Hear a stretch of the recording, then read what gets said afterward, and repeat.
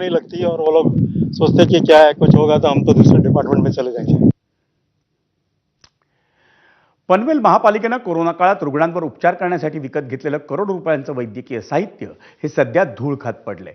कळंबोलीत उभ्या करण्यात आलेल्या रुग्णालयाच्या 3 मजल्यांवर हे वैद्यकीय साहित्य तसंच पडू नये. Ventilator machine, oxygen plant, oxygen cylinder, रक्तपेढी, बेड, सलाईन इत्यादी वैद्यकीय साहित्य हे अस्ताव्यस्त विखुरल्याचं दिसतंय.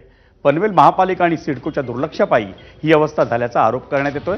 पनवेल महापालिकेला या साहित्याचा योग्य वापर करून एखादं 100 बेड्सचं रुग्णालय उभं करता आलं असतं, अशी प्रतिक्रिया आता उमटली.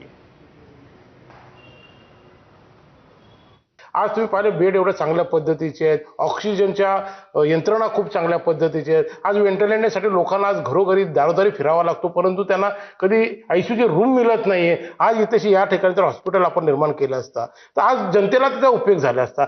आणि जर पाहिलं आपण ते 5-6 वर्षामध्ये मी माहिती 2 ते 2.5 हजार कोटी महानगरपालिकेने या आरोग्य विभागाने याच्यामध्ये खर्च केलेले. हे कोणाचे पैसे आहेत?